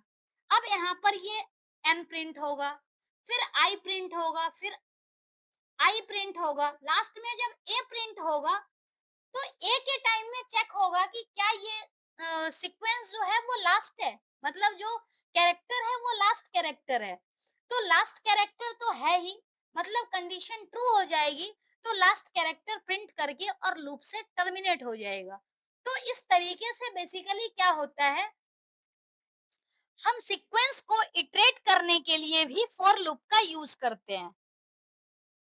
नेक्स्ट और हम एग्जांपल देखते हैं, बेसिकली प्रोग्राम देखेंगे। जैसे हमने फॉर लूप का यूज व्हाइल लूप का यूज करके सम को प्रिंट किया है, उसी तरीके से हम फॉर लूप का यूज करके भी सम प्रिंट कर सकते हैं। और इस केस में क्या है, फॉर लूप को यूज करना है। फॉर लूप में बेसिकली हम लोग रेंज फंक्शन का यूज करके अपने काम को आसान कर सकते हैं। सबसे पहले जब हम बात करेंगे 10 नेचुरल नंबर का सम, तो जाहिर सी बात है कि हमारे दिमाग में ये आना चाहिए कि रेंज स्टार्ट कहाँ से होगा और स्टॉप कहाँ से होगा। तो स्टार्टिंग वैल्यू नेचुरल नंबर है तो स्टार्टिंग वैल्यू तो 1 होती है, लेकिन 10 नेचुरल नंबर है तो एंडिंग वैल्यू क्या होनी चाहिए, अप टू 10 होना चाहिए। क्योंकि 10 को हमें इंक्लूड करना है, इसका मतलब रेंज का जो स्टॉप वैल्यू है वो 11 होगा, तभी ये रेंज 1 टू 10 तक चल पाएगा। अब यहाँ पर बाय डिफॉल्ट वैल्यू चूंकि स्टेप 1 होता है, तो इसीलिए हमें यहाँ पे अलग से वैल्यू यूज करने की जरूरत नहीं है स्टेप की। हम सिंपली रेंज फंक्शन में स्टार्ट और स्टॉप का यूज करके काम चला सकते हैं। अब यहाँ पर क्या है, फॉर नम, यानी हमें रेंज में नंबर चेक करना है। ये रेंज भी बेसिकली सीक्वेंस की तरह ही काम कर रहा। नंबर चेक होगा रेंज में, तो पहली बार में क्या होगा, 1। अब 1 सम तो हमारा 0 था, लेकिन नम की वैल्यू 1 है, तो इस कंडीशन में सम की वैल्यू हमारी 1 आ गई। और फिर अब सम की वैल्यू हमारी 1 अपडेटेड है। नेक्स्ट टाइम में जब ये लूप चलेगा तो रेंज की वैल्यू क्या आ गई, रेंज में 2 आ गया। फिर से जब 2 होगा तो सम की वैल्यू जब कैलकुलेट होगी तो सम की वैल्यू पहले से 1 है, इसमें 2 ऐड हो जाएगा, यानी सम की वैल्यू अब 3 हो गई। तो ये प्रोसेस जो है ये तब तक चलता रहेगा जब तक कि ये वैल्यू यहाँ पर 10 हो। और 10 जब होगा तो 10 होने के बाद यहाँ पर सम की फाइनल वैल्यू आ जाएगी। जैसे ही 10 से 11 होगा वैल्यू, तो 11 चूंकि यहाँ हो नहीं सकता, क्योंकि रेंज जो है वो रेंज अप टू 10 ही लेगा, क्योंकि 10 इसकी स्टॉप वैल्यू है। तो इस तरह से हम लोग क्या कर सकते हैं, रेंज में यूज करके हम लोग n-1 तक वैल्यू दे करके हम लोग लूप को कंट्रोल कर सकते हैं। अब जब ये टर्मिनेट हो गया लूप, तो यहाँ से क्या है, कंट्रोल आ जाएगा प्रिंट स्टेटमेंट के पास, और यहाँ से सम ऑफ नेचुरल नंबर और सम की जो फाइनल वैल्यू होगी वो प्रिंट हो जाएगी। तो बेसिकली आउटपुट भी यहाँ पर आपका जो है ये 55 आ रहा है। तो इस तरह से हम लोग फॉर लूप का यूज करके भी सम को प्रिंट करवा सकते हैं। बेसिकली फॉर लूप और व्हाइल लूप में बेसिक डिफरेंस ही यही है कि व्हाइल लूप में हम लोग कंडीशन डिफाइन करते हैं और फॉर लूप में हम लोग ये डिफाइन करते हैं कि कितनी काउंटिंग तक कितने टाइम्स लूप चल सकता है। तो बेसिकली यही फर्क है। जो हमारा फॉर लूप है वो काउंटर कंट्रोल लूप है, क्योंकि इसमें हम लोग काउंटिंग की बात करते हैं, और जो व्हाइल लूप है वो कंडीशन कंट्रोल लूप होता है, क्योंकि उसमें बेसिकली कंडीशन पे ही सारी बातें होती है। अब नेक्स्ट है ब्रेक एंड कंटिन्यू स्टेटमेंट। अगर हम ब्रेक एंड कंटिन्यू स्टेटमेंट की बात करें तो break and continue statement basically इसलिए यूज होता है ताकि हम लूप को इमीडिएटली टर्मिनेट कर सकें। अब तक तो हमने यही पढ़ा है कि लूप में जो कंडीशन है, कंडीशन जब तक ट्रू होती रहेगी तब तक हमारा लूपिंग स्टेटमेंट यूज होता रहेगा। तो बेसिकली इस तरीके से हम लोग लूप स्टेटमेंट का यूज करते हैं। लेकिन ब्रेक और कंटिन्यू स्टेटमेंट बेसिकली क्या होता है, ये सीक्वेंस को कंट्रोल करता है कि जो लूप है लूप को फोर्सफुली किस टाइम पे हम स्मॉल ड्यूरेशन के लिए पॉज लगा सकते हैं या फिर परमानेंटली टर्मिनेट कर सकते हैं। तो उसके लिए हमारे पास दो स्टेटमेंट है। एक स्टेटमेंट होता है ब्रेक, दूसरा स्टेटमेंट होता है कंटिन्यू। अगर हम ब्रेक स्टेटमेंट की बात करते हैं तो ब्रेक स्टेटमेंट बेसिकली यूज जो किया जाता है किसी भी लूप को इमीडिएटली टर्मिनेट करने के लिए हम ब्रेक स्टेटमेंट का यूज करते हैं। नेक्स्ट है it is typically used with conditional statement. मतलब जो ब्रेक स्टेटमेंट है उसको हम लोग कंडीशनल स्टेटमेंट के साथ यूज करते हैं। जैसे कि हम लोग लूपिंग यूज कर रहे हैं तो लूप में बेसिकली कंडीशन या काउंटर के आधार पर ही होता है। तो हम लोग को अगर फोर्सफुली लूप को टर्मिनेट करना हो तो उसके लिए हम ब्रेक स्टेटमेंट का यूज कर सकते हैं। दूसरा जो कंटिन्यू स्टेटमेंट है, कंटिन्यू स्टेटमेंट बेसिकली क्या करता है, सिर्फ करंट इटरेशन के जो स्टेटमेंट है उसको एग्जीक्यूट, उसको पॉज कर देता है, स्किप कर देता है और उसके बाद दोबारा से जो कंट्रोल है वो नेक्स्ट इटरेशन के लिए ट्रांसफर हो जाती है। इसको हम लोग एग्जाम्पल से देखेंगे तो शायद और अच्छे से क्लियर हो पाएगा। स्टार्ट करते हैं हम लोग एग्जाम्पल। पहला एग्जाम्पल यहाँ पर दिया हुआ है, इसमें बेसिकली एक लिस्ट बनाया हुआ है, फ्रूट नाम का फ्रूट्स है, और फ्रूट्स में हम लोग क्या कर सकते हैं कि एक एक वैल्यू को हम लोग प्रिंट करा सकते हैं। जैसे हमने कंडीशन दिया है, तो पहला कंडीशन है एप्पल, यानी एक्स जब फेच करेगा तो फ्रूट में वैल्यू आ गई एप्पल की। लेकिन क्या है कि इस टाइम पर ब्रेक स्टेटमेंट एग्जीक्यूट नहीं करेगा। क्यों नहीं एग्जीक्यूट करेगा?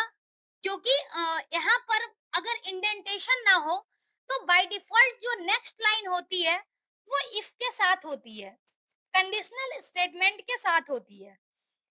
तो यहाँ पर क्या है, अगर फर्स्ट इटरेशन में एक्स की वैल्यू जो है, फ्रूट की वैल्यू अगर फैच हो गई एप्पल, तो क्या ये एप्पल बनाना के बराबर है? नहीं है। तो इट मींस कंडीशन फॉल्स हो गई, और जब कंडीशन फॉल्स हो गई तो ये भी लाइन एग्जीक्यूट नहीं करेगी। सिर्फ प्रिंट क्या होगा यहाँ पर, तो प्रिंट हमारा एक्स की वैल्यू हो जाएगा और ये प्रिंट यहाँ पर होगा एप्पल। अब ये प्रिंट होते ही फिर से कंट्रोल ट्रांसफर होगा फॉर लूप में। अब फॉर लूप में जैसे ही कंट्रोल ट्रांसफर होगा तो अगला जो लिस्ट का आइटम है वो फेच करेगा बनाना। अब बनाना को जब हम कंपेयर करेंगे बनाना से, तो जाहिर सी बात है कि ये स्टेटमेंट ट्रू हो गया। और जब स्टेटमेंट यहाँ पर बनाना के केस में, ये यहाँ पर तो एप्पल ही था, बनाना के केस में ये स्टेटमेंट जो है सेकेंड इटरेशन में ये ट्रू हो जाएगा। तो सेकेंड इटरेशन में ट्रू होगा, इसका मतलब क्या है, ब्रेक स्टेटमेंट भी एग्जीक्यूट करेगा। और जब ब्रेक स्टेटमेंट एग्जीक्यूट करेगा तो लूप अपने आप टर्मिनेट हो जाएगा, मतलब एप्पल के बाद कोई भी आउटपुट जनरेट नहीं होगा। अगर इसी एग्जांपल में हम ब्रेक की जगह कंटिन्यू कर दें तो इसके आउटपुट पे क्या फर्क पड़ेगा, जरा हम वो देखते हैं। पहली कंडीशन तो एप्पल होगी, वो तो एज इट इज आएगी, क्योंकि यहाँ पर जो कंपैरिजन है वो कंपैरिजन ही फॉल्स हो रहा है। ये फर्स्ट कंडीशन में कंपैरिजन जो है वो फॉल्स हो रहा है, इसीलिए एप्पल एग्जीक्यूट होगा। दूसरे कंडीशन में क्या है कि जब सेकेंड एलिमेंट बनाना आएगा तो उसको हम बनाना से कंपेयर करेंगे। बनाना से कंपेयर करने के बाद क्या होगा कि जो आपका कंटिन्यू स्टेटमेंट है वो कंटिन्यू स्टेटमेंट एग्जीक्यूट होगा। क्यों एग्जीक्यूट होगा? क्योंकि इफ वाली कंडीशन ट्रू है। और जब स्टेटमेंट जब एग्जीक्यूट होगा तो मतलब वो करंट इटरेशन जो है वो स्किप हो जाएगा, और करंट इटरेशन स्किप होते के साथ ही फिर से कंट्रोल ट्रांसफर हो जाएगा लूप के पास। अब यहाँ पर क्या है, एप्पल फेच किया तो प्रिंट कर दिया, बनाना फेच किया तो यहाँ पर क्या है, कंटिन्यू स्टेटमेंट एग्जीक्यूट हो गया, जिस वजह से ये करंट इटरेशन जो है ये स्किप हो गई। अब तीसरे कंडीशन में जब चेरी को फेच करेगा तो इफ वाली कंडीशन फॉल्स हो जाएगी, और इफ वाली कंडीशन फॉल्स होगी तो कंटिन्यू स्टेटमेंट एग्जीक्यूट नहीं करेगा। इसका मतलब क्या है कि अगली स्टेटमेंट जो है प्रिंट स्टेटमेंट वो एग्जीक्यूट होगी, और प्रिंट स्टेटमेंट जैसे ही एग्जीक्यूट होगी तो इस केस में क्या है कि यहाँ पर चेरी प्रिंट हो जाएगा। तो इसका मतलब क्या है कि हमने ब्रेक स्टेटमेंट जब यूज किया तो जैसे ही कंडीशन फॉल्स हुई लूप हमारा टर्मिनेट हो गया।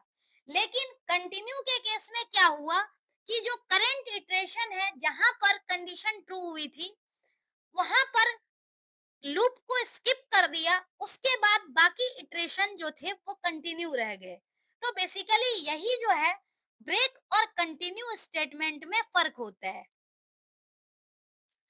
अब एक एग्जांपल हम लोग को देखना है, और एग्जांपल स्टेटमेंट जो दिया हुआ है ये बेसिकली है कि एक नंबर है और उस नंबर को हमें चेक करना है कि ये नंबर प्राइम है या नहीं है। तो प्राइम नंबर चेक करने के लिए सबसे पहले तो हम यही देखते हैं कि उस नंबर को हम लोग डिवाइड करें 2 से स्टार्ट करके और नंबर के -1 तक। हमने ये वाला लॉजिक ऑलरेडी पहले भी देखा हुआ है किसी वीडियो में। तो यहाँ पर बेसिकली क्या है कि अगर हम बात करें इस प्रोग्राम की, तो इसमें सबसे पहला जो स्टेटमेंट है इसमें क्या है कि यूजर से हम लोग को इनपुट यहाँ पर लेना है। यूजर से जैसे ही इनपुट लेंगे तो हमें ये मान करके चलना है कि फ्लैग की स्टेटमेंट फॉल्स है, मतलब ये जो नंबर है ये प्राइम नंबर नहीं है। अब हमें क्या करना है, चेक करना है हमेशा कि जो नंबर होना चाहिए, मतलब जो हमें कंपैरिजन करनी है, क्योंकि कोई भी प्राइम नंबर होगा तो प्राइम नंबर तो 1 से ज्यादा होगा, 1 प्राइम नंबर हो नहीं सकता है। तो पहले हमें यही कंडीशन चेक करनी है कि नंबर 1 से ग्रेटर होना चाहिए। अगर नंबर 1 से ग्रेटर होगा तभी बाकी का काम हो पाएगा, क्योंकि नंबर जब तक ए से ग्रेटर नहीं होगा तब तक प्राइम नंबर हो ही नहीं सकता है। तो जब ये कंडीशन ट्रू होगी तो ट्रू होने के बाद बाकी स्टेटमेंट एग्जीक्यूट होगा, मतलब ये इफ ब्लॉक के अंदर सारे ब्लॉक लिखे हुए हैं। अब यहाँ पर हमने फॉर लूप लिखा है और इसमें जो हमें चेक करना है बेसिकली प्राइम नंबर का कंडीशन, वो कब तक चेक करना है, तो 2 से स्टार्ट करने हैं, क्योंकि 1 से डिवाइड करके हम प्राइम नंबर कभी चेक नहीं कर सकते। तो 2 से डिवाइड करना है, फिर 3 से डिवाइड करना, 4 से डिवाइड करना, और ये कब तक डिवाइड करना है, तो नंबर -1 तक डिवाइड करना है। जैसे हमने n की वैल्यू मान लो ले ली कि 10 चेक करना है कि ये प्राइम नंबर है या नहीं है, तो हम इसको डिवाइड किससे करेंगे, 2 से लेकर के 9 तक हमें चेक करना होगा इस नंबर को डिवाइड करके।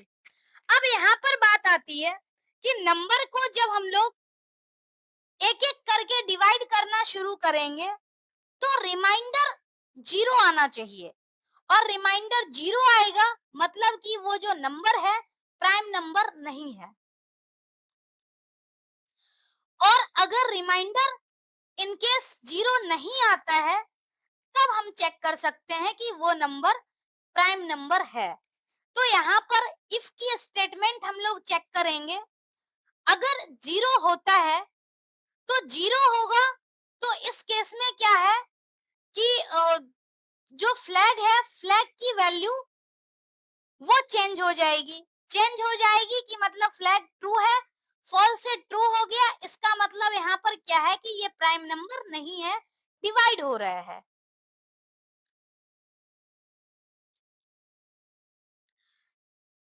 शुरू में फ्लैग की वैल्यू फॉल्स थी, अगर वैल्यू यहाँ पर इक्वल टू 0 है, मतलब जो रिमाइंडर है वो 0 हो रहा है, इसका मतलब क्या है कि रिमाइंडर 0 होने से डिवाइड हो रहा है, और डिवाइड होगा तो प्राइम नंबर नहीं होगा। तो मतलब हम लोग फ्लैग की वैल्यू चेंज कर देंगे और ट्रू के केस में प्राइम नंबर नहीं होगा, मतलब यहाँ पर डिवीजन का है। और अगर ये कंडीशन ट्रू होगी तो यहाँ से क्या है, डिवाइड हो गया, तो इसका मतलब प्राइम नंबर नहीं है, तो फ्लैग की वैल्यू भी चेंज हो जाएगी और ब्रेक स्टेटमेंट की हेल्प से लूप टर्मिनेट हो जाएगा। फिर दूसरी कंडीशन आती है if flag equal to true. फिर हम लोग फ्लैग की वैल्यू को चेक करेंगे कि फ्लैग की वैल्यू ट्रू है या फिर नहीं है।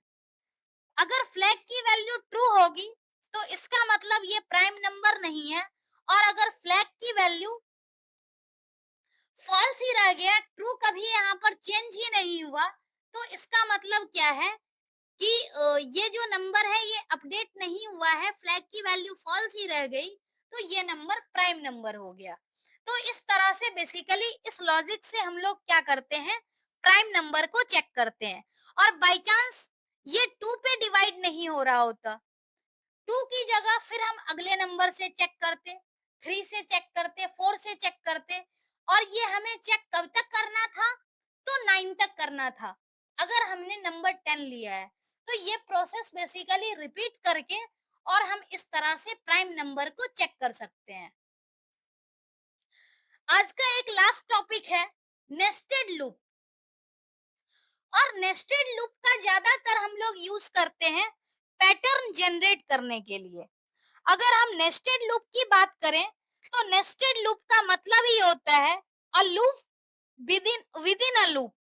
मतलब एक लूप के अंदर जब हम दूसरी लूप को यूज करेंगे तो इसका मतलब होता है नेस्टेड लूप। ऐसे ही एक इफ के अंदर दूसरे इफ को जब हम लोग यूज करेंगे तो यहाँ पर नेस्टेड इफ बनेगा। तो बेसिकली हम लोग एग्जांपल लेते हैं पैटर्न जनरेट करने का, क्योंकि इसी में ज्यादातर नेस्टेड लूप का कंसेप्ट आता है। सबसे पहले इस प्रोग्राम में हम यूजर से इनपुट ले रहे हैं कि हमें पैटर्न के अंदर कितने रो रखने हैं, और नंबर ऑफ रोज को जब हम लोग यहाँ पर डिफाइन करेंगे तो नंबर ऑफ रोज के लिए हमें यूजर से इनपुट लेना है, और यूजर जो भी वैल्यू इनपुट करेगा वो n की वैल्यू होगी। अब रेंज जो है, रेंज कहाँ तक चलेगा, तो उसके लिए हम लोग एक फॉर लूप यूज कर रहे हैं। और इस फॉर लूप में क्या है कि ये वैल्यू रिपीट कब होगी, रिपीट कहाँ से होगी, तो स्टार्ट से होगी, क्योंकि बाय डिफॉल्ट जो वैल्यू होती है वो स्टार्ट की 0 होती है। कहाँ तक चलेगी, तो जैसे यहाँ पर एग्जांपल दिया हुआ है कि यूजर ने 5 एंटर किया है, तो 5 एंटर किया है मतलब ये लूप जो चलेगा, पहला लूप चलेगा 0 टू 4 तक। अब 0 टू 4 तक जब तक कंडीशन ट्रू रहेगी तब तक हमें क्या करना है, एक लूप के अंदर दूसरे लूप को यूज करना है। अब दूसरे लूप में जब हम लोग यूज करेंगे तो यहाँ पर क्या है कि जो हमने वैल्यू ली है बेसिकली आई की, वो 1 इंक्रीज करके, 1 इंक्रीज करने की क्यों जरूरत पड़ी, तो चूंकि यहाँ पर नंबर ऑफ रोज जो हमने 5 लिया है इस केस में, और यही अगर हम आई की वैल्यू सेम ले लेते हैं तो इस केस में क्या होगा कि ये 4 टाइम्स ही रो चलेगा। तो हमें अगर 5 चाहिए तो इसका मतलब क्या है, हमें 1 से इंक्रीज करना होगा, और जो दूसरी वाली लूप चलेगी वो 0 टू 5 तक चलेगी। तो इसका हमें ध्यान में रखना है कि इस तरह से रेंज में हम लोग वैल्यू मॉडिफाई करते हैं। तो यहाँ पर क्या है कि जब पहली कंडीशन ट्रू होगी मतलब रेंज जो है वो 0 रहेगा, तो उस केस में क्या है कि जे की वैल्यू प्रिंट होगी, तो यहाँ पर उतनी बार स्टार प्रिंट होगा। मतलब आई की वैल्यू जब 0 है तो 1 टाइम स्टार प्रिंट हो रहा है, फिर आई की वैल्यू चेंज हो रही है, उसके बाद आई की वैल्यू जैसे ही चेंज हो रही है तो नेक्स्ट टाइम में क्या हो रहा है, आई की वैल्यू 1 से इंक्रीज हो रही है, तो यहाँ पर 2 स्टार प्रिंट हो रहा है, फिर 3 स्टार प्रिंट हो रहा है। तो इस तरीके से बेसिकली जो है वो स्टार की वैल्यू प्रिंट होते जाती है। और इस स्टेटमेंट का ये जो प्रिंट स्टेटमेंट है, इसका मतलब क्या है कि एक ब्लैंक लाइन प्रिंट कर रहा है हर एक फॉर लूप के बाद। मतलब फॉर लूप की इटरेशन है, जो इनर वाली जो फॉर लूप है, ये वाली लूप, इसमें क्या है लास्ट में प्रिंट स्टेटमेंट है। मतलब हमने एक बार स्टार जब प्रिंट किया तो एक बार स्टार प्रिंट करने के बाद हमें क्या करना है, लाइन चेंज करना है, और लाइन चेंज करने के लिए हम इस प्रिंट स्टेटमेंट को प्रिंट कर रहे हैं। तो इससे क्या होगा, अगली आउटपुट जो आएगी वो दूसरी लाइन में आएगी, फिर इसी तरह से जो नेक्स्ट आउटपुट होगी वो तीसरी लाइन में आएगी। तो बेसिकली इसी तरह से नेस्टेड लूप काम करता है आज के लिए हम लोग यहीं पर स्टॉप करते हैं। Thank you so much.